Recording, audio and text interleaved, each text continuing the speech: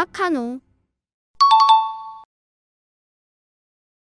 인사드리겠습니다. 저는 지금은 없어졌어요. 그 한국장기신용은행이라고 있었습니다. 옛날에 IMF 시절에 이제 국민은행이랑 합병해서 없어졌고요. 기업이 장기 자금을 조달을 하기 위해서 금융기관도 장기로 자금을 조달을 해야 되는데, 장기신용은행은 채권을 발행해서 자금을 조달하는 은행이었습니다. 저는 이제 장기신용은행이 첫 직장이고요. 거기서 채권의 인연을 맺게 됐어요. 그래서 이제 외환위기 이후에 장기신용은행이 국민은행이랑 합병하면서 HSBC, 크레디 아그리콜 이렇게 회사를 좀 옮기면서 채권 현물이라든가 선물, 수합 등을 거래를 했고요.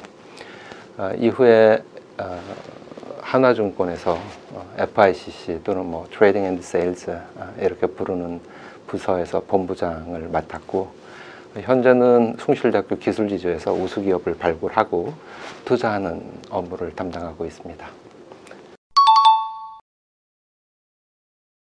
긍정적인 측면이 있고 부정적인 측면도 있고 그런 것 같습니다. 제가 생각하기에 긍정적인 측면은 최근에 이런 금융 언론사 또는 금융 유튜버들이 활발하게 활동을 하면서 전반적으로 금융 지식이 업그레이드 된 것 같아요. 그래서 사람들이 채권에 대해서 관심을 더 가지게 된 것 같기도 하고요. 안타까운 것은 우리나라에서 젊은이들이 공부를 하고 취직하고 그리고 또 집도 사고 자녀도 키우고 그리고 노후 자금을 준비하는 일련의 시스템이 좀 문제가 발생한 건 아닌가, 이런 생각이 들어요. 그러다 보니까 사람들이 코인이라든가 주식이라든가 채권 투자에 좀 더 이렇게 적극적으로 이렇게 나서고 있는 게 아닌가 하는 그런 생각도 하고 있습니다.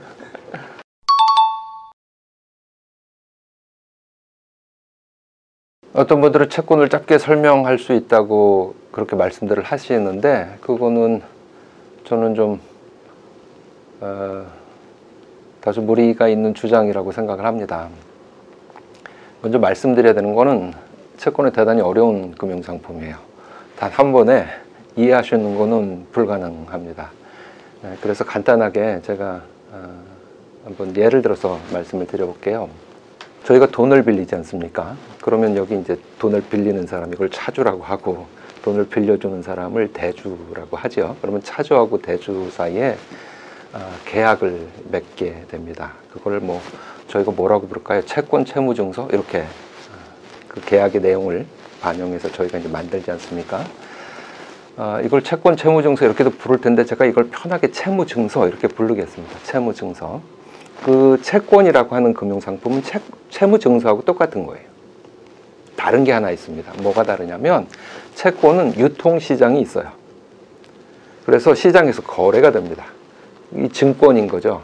주식도 주주임을 나타내는 증서인데 주식시장, 거래소에서 거래가 되지 않습니까? 그래서 저희가 주식을 유가증권 이렇게 부르는 것처럼, 물론 채권도 유가증권이지만 채무증서가 시장에 있어서 거래될 때 그걸 저희가 채권 이렇게 부르고요.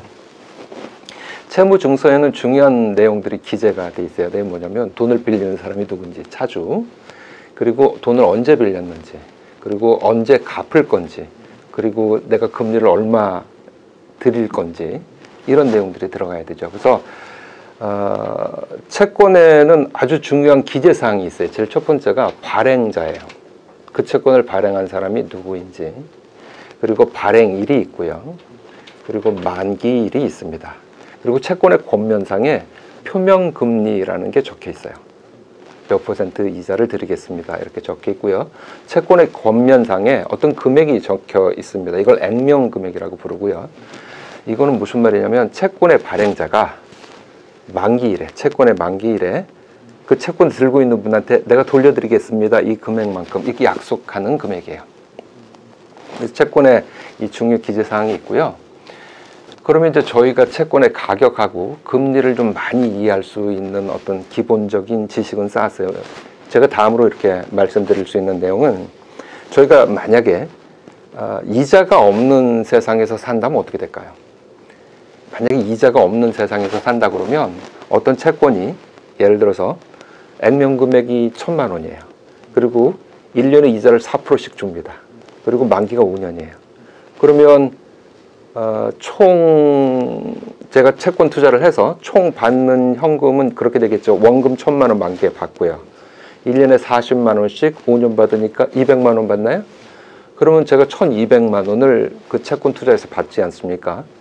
그런데 이자가 없는 세상이에요. 그러면 이 채권의 가격은 얼마에서 거래가 돼야 될까요?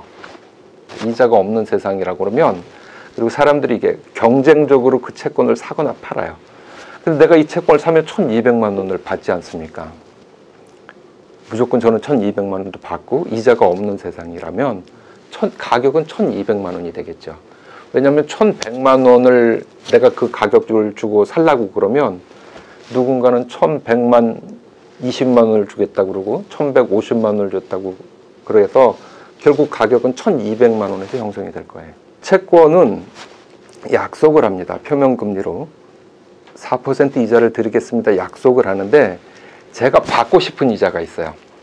저는 지금 이자를 하나도 안 받고 싶으면 이 채권의 가격은 1,200만 원이 되는 거예요. 그런데 제가 이 채권에 투자해서 나는 적어도 4%는 받겠다고 한번 가정을 해보겠습니다. 그러면 채권의 가격은 뭘까요? 가격이라고 하는 거는 내가 어떤 곳에 투자해가지고 미래 수입이 발생하는데 그 대가로 지불하는 금액이에요. 그런데 제가 지금 적어도 4%는 받겠다는 거예요. 어디다 투자를 해가지고. 근데 이 금융상품은 4% 이자를 저한테 매년 주고요. 마지막에 원금이라고 해서 액면금액이라고 해서 저한테 1,000만 원을 줘요. 그러면 제가 이걸 얼마에 사면 될까요? 저는 1,000만 원 주면 될 것 같아요. 제가 1,000만 원 주면 저한테 이자 4%씩 주고 마지막에 1,000만 원 되돌려 주니까 아, 제가 1,000만 원 투자해서 4%씩 이자 받았다가 1,000만 원 받았구나 이렇게 할 수가 있을 것 같고요. 저는 적어도 10%를 받아야 되겠다. 이 채권에 투자해서 이렇게 생각할 수도 있지 않습니까? 근데 얘는 4%밖에 안 줘요. 그리고 4% 주다가 나중에 만기에 액면금액이라고 해서 1,000만 원을 돌려줍니다. 그러면 제가 이걸 얼마에 사야 될까요? 가격은. 제가 만약에 1,000만 원을 투자를 하면 4%밖에 못 받지 않습니까? 그러니까 저는 1,000만 원을 주고 살 이유가 없죠. 1,000만 원보다 낮게 사야 됩니다. 그래서 이게 제가 좀 말씀을 드렸는데 이해하기 어렵습니다. 그렇지만 반드시 두 가지를 이해를 하셔야 되냐. 뭐냐면 채권의 가격이라는 거하고 채권의 액면금액이 서로 어떻게 다른지를 구분을 할 수 있어야 돼요. 액면금액이라고 그러면 채권의 만기에 채권의 발행자가 돌려주는 금액이고요. 채권의 가격이라고 하는 거는 아, 내가 채권에 투자해서 얼마를 내가 수입을 얻게 될 거야. 그 대가로 내가 얼마를 주면 되는 거지? 해서 나온 금액이에요. 표면금리라고 하는 거는 채권의 권면상에 딱 적혀 있어요. 그래서 그 이자를 주는데 채권을 발행한 사람이 액면금액에다가 그 표면 이자율을 곱해서 줍니다. 예를 들어서 액면금액이 1억이고 표면금리가 4%면 1년에 이자를 400만 원 주겠다는 거예요. 근데 여기에 이제 이자 지급 횟수가 있어요. 그래서 만약에 우리나라처럼 세미, 애뉴얼, 그러니까 반년마다 준다 그러면 6개월에 200만 원씩 이렇게 주게 되는 거고요. 그리고 그 금리라고 사람들이 부르지 않습니까? 이 금리는 뭐냐면 내가 이 채권에 투자했을 때 얼마를 받으면 내가 이렇게 만족하게 되는 거야. 이거예요. 그러니까 표면금리하고 다르죠. 이 금리는 뭐에 의해서 결정이 되냐면 그 채권에, 그러니까 제가 투자하려고 하는 채권의 만기, 그리고 그 발행자의 신용도를 감안해서 아, 내가 이 채권에 투자해서 어느 정도 내가 받아야 되겠어. 내가 요구해야 되는 이자는 얼마야? 이렇게 해서 결정이 됩니다. 그래서 그거를 요구 수익률 이렇게 얘기를 해요. 사람들이 이렇게 말씀을 하지 않습니까? 금리가 올라가면 채권 가격은 떨어지고 금리가 내려가면 채권 가격은 오른다 이렇게 얘기를 하는데요. 아주 정확하게 말씀을 드리면 제가 어떤 채권에 투자를 해서 이렇게 되는 거죠. 그 채권의 요구 수익률이 상승하면 그 채권 가격은 하락하고요. 그 채권의 요구 수익률이 하락하면 그 채권의 가격은 상승하게 됩니다. 그런데 그 채권의 요구 수익률은 국채 같은 경우에는 뭐 쉽죠. 시장 금리를 반영해서 최대한 반영해서 결정이 되는데, 만약에 국채가 아닌 신용채권이 회사채 금리라고 하면 같은 만기에 국채 금리에다가 그 신용의 정도에 따라서 가산하는 금리가 있어요. 그 가산 금리가 얹어져서 그 채권의 요구 수익률이 결정되게 되는 거죠. 잠깐! 주식이 어렵다고? 하루 10분 감을 보면 성공 투자의 감이 잡힌다. 투자 정보가 한눈에. 감을 통해 해외 주식의 감을 잡아보세요.